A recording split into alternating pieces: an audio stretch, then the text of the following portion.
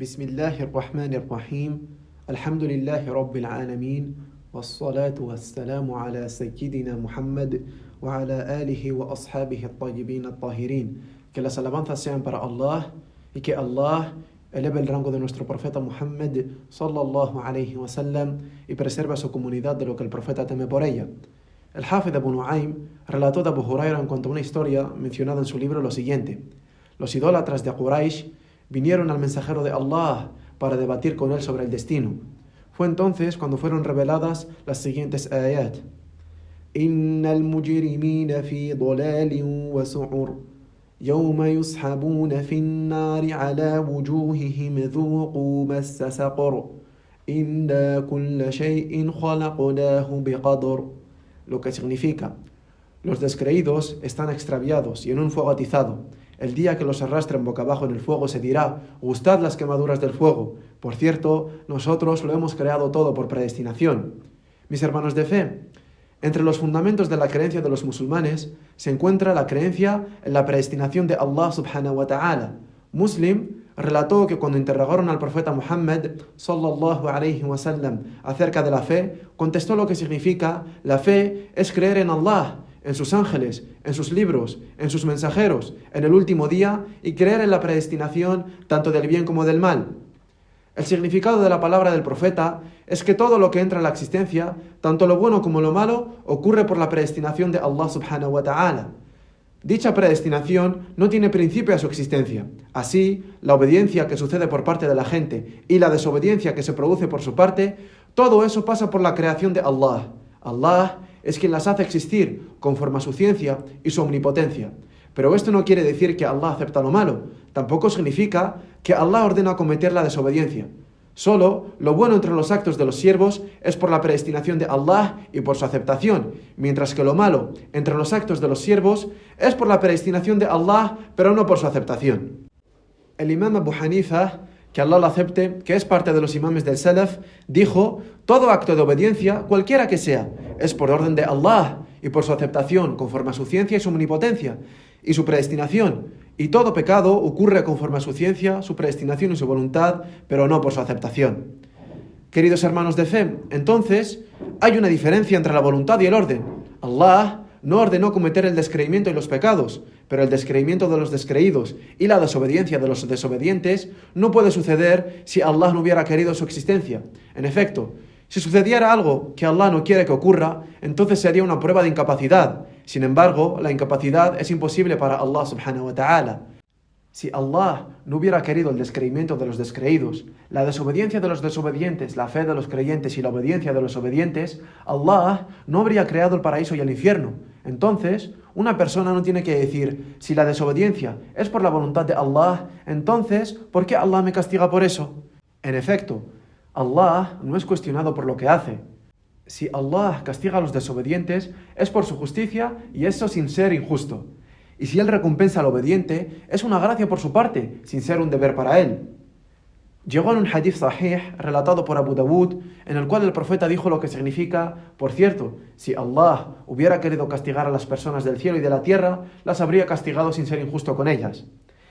Y si Él tiene la misericordia hacia estas personas, entonces su misericordia sería mejor para estas personas que sus propios actos.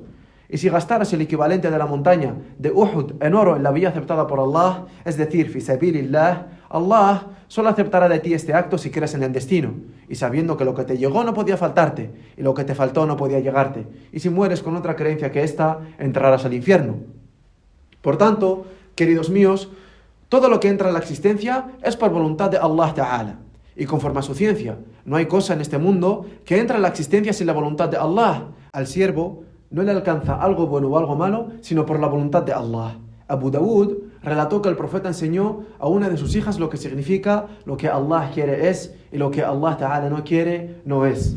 Ma sha'Allahu kan, wa ma lam yasha' lam yakun. Por lo tanto, la voluntad de Allah es de toda eternidad. No puede haber incumplimiento ni cambio. Todo lo que Allah ha querido que entre en la existencia es por su voluntad exenta de principio. Existirá en el tiempo que Allah Ta'ala ha querido que exista esta cosa. Y lo que Allah no ha querido que entre en la existencia, pues esto no sucederá y no entrará a la existencia. Queridos míos, esto no significa que los siervos no tienen ninguna voluntad. En efecto, un grupo conocido por los Jabriyah, el cual apareció en el pasado, y a día de hoy estos han desaparecido, alhamdulillah.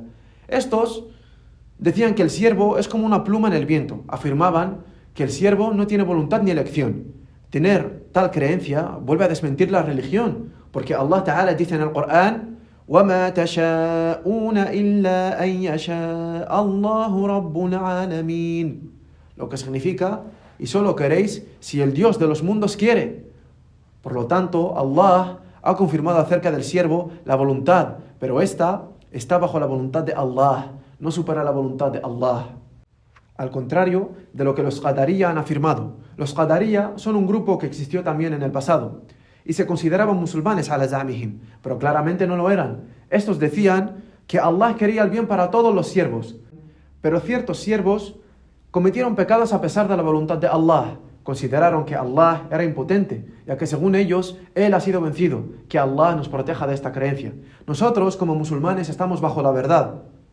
Y la verdad conlleva el hecho de saber que los siervos tienen una voluntad y por supuesto que tienen elección, solo que su voluntad está bajo la voluntad de Allah subhanahu wa ta'ala.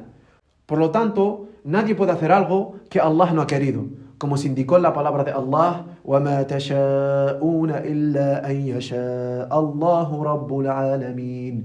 Mis hermanos de fe, esta aya contiene la réplica contra los Jabriyya, aquellos que niegan la voluntad y la elección de los siervos, y también contiene la réplica contra los Qadariyya, aquellos que dicen que Allah ha querido que todos los siervos, incluso Fir'aun e Iblis, fueran creyentes piadosos. وَالْعِيَاذُ بِاللَّهِ تَعَالَى.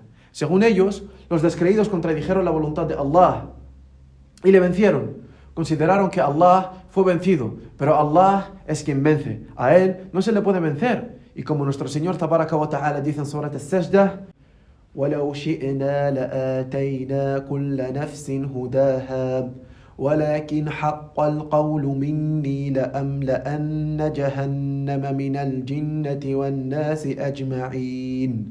Y el Imam al-Nawawi mencionó en su libro Rawdatut Talibin en el capítulo de la apostasía lo siguiente: إن من قال إنه يفعل شيئا بغير تقدير الله فهو كافر بالله. Lo que significa que quien dice que hizo algo sin que sea por la predestinación de Allah, entonces habrá descreído. Entonces, como dijo este sabio, si alguien niega la predestinación de Allah o duda si algo pasa por su voluntad o no, este no forma parte de los musulmanes. Wallahu a'lam wa ahkam. Barakallahu fikum.